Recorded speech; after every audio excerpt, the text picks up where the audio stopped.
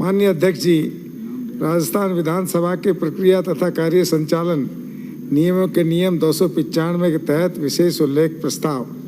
महोदय, मेरे बहरोड विधानसभा क्षेत्र में बजट सत्र 2017-18 में राजकीय औद्योगिक प्रशिक्षण संस्थान ढिंढोर बहरोड स्वीकृत हुआ था, जिसका भवन बनकर तैयार है तथा बिजली पानी का कनेक्शन भी उपलब्ध है। वह समुचित व्यवस्था है तथा वह 10 ट्रेड स्वीकृत है, परंतु आज दिनांक तक उक्त संस्थान शुरू नहीं किया गया है। महोदय, उक्त संस्थान की एक ट्रेड में 20 विद्यार्थियों के अनुसार कुल 200 विद्यार्थियों को प्रतिवर्ष प्रवेश दिया जा सकता है तथा गत 5 वर्षों में कुल 1000 विद्यार्थियों को प्रशिक्षित किया जा सकता था, परंतु संस्थान के शुरू नहीं होने के कारण 1000 विद्यार्थियों का भविष्य अंधकार में डुबो दिया गया है। इसलिए विद्यार्थियों के भविष्य को ध्यान में रखते हुए राजकीय औद्योगिक प्रशिक्षण संस्थान ढिंढोर बहरोड को शीघ्र ही शुरू किया जाना आवश्यक है। महोदय, राजकीय औद्योगिक प्रशिक्षण संस्थान ढिंढोर बहरोड को अब तक शुरू क्यों नहीं किया गया, वह क्या कारण है? उस संस्थान को कब तक शुरू किया जा सकता है? धन्यवाद। सबसे पहले तो माननीय मुख्यमंत्री जी को धन्यवाद देता हूं कि हमारा ज़िला भी पहले जो ईआरसीपी से नहीं जुड़ा हुआ था उसको ईआरसीपी में शामिल किया। और मैं मंत्री जी का और मुख्यमंत्री जी का धन्यवाद देता हूं कि लास्ट बजट घोषणा में आखिरी दिन जो बहरोड शहर के लिए जो घोषणा की है उसके लिए भी कोटि कोटि धन्यवाद देता हूं। अब मैं जल्दी बात ख़त्म करना चाहता हूं। कांग्रेस सरकार के भ्रष्टाचार के कारण, और प्रमाणित भ्रष्टाचार है,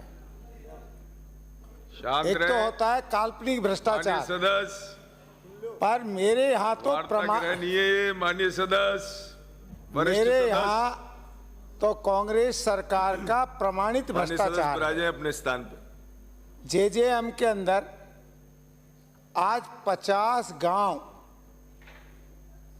प्यासे मर रहे हैं इस सरकार, पिछली सरकार के भ्रष्टाचार कारण।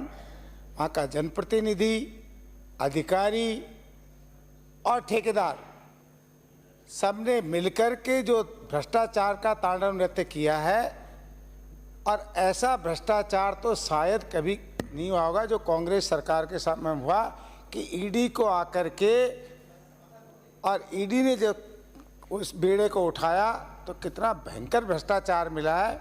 अब मैं मंत्री जी से इस बात को इसलिए कह रहा हूँ कि भ्रष्टाचार किया कांग्रेस ने, इनके जनप्रतिनिधियों ने किया, अधिकारियों ने किया, ठेकेदार ने किया, पर जो 50 गांवों के अंदर भ्रष्टाचार हुआ है उनमें जो पहले ऑलरेडी स्कीमें चल रही थी, जेजेएम की पाइपलाइन या कोई भी काम करने के लिए वो तोड़ दी गई, खुदाई हो गई, सब कुछ अधूरा पड़ा हुआ है। अब उन गांवों के पास कोई साधन नहीं है पानी पीने का। तो माननीय मंत्री महोदय जी, आपसे निवेदन करता हूं, उन गांवों ने क्या बिगाड़ा? कोर्ट केस चला, उन्हें तो चार्जशीट फाइल कर दी कोर्ट में, कोर्ट कब फैसला देगा, कब क्या होगा, पर उन गांवों के लिए कोई ना कोई रास्ता निकालिए, क्योंकि जेजेएम में कुछ नहीं कर सकते तो कोर्ट में है, करप्शन के अंदर वो है, तो कम से कम उनके लिए रास्ता तो निकालिए। वहाँ की जनता ने तो कोई बुरा किया नहीं है। और मैं आपसे निवेदन करता हूँ, मेरा क्षेत्र खुद के क्षेत्र से ही लेता हूँ, बहरोड क्रिटिकल जोन में आता है। अब 50 गांव तो वो बर्बाद हो गए, उनके लिए कोई ना कोई रास्ता ढूंढिए। अब वो 10-10 जो बोरिंग की बात आ रही है उनमें तो उनका गुजारा नहीं हो सकता, वो तो उस क्राइटेरिया में नहीं आ सकते, क्योंकि कांग्रेस का करप्शन सजा भुगत रहे हैं वो।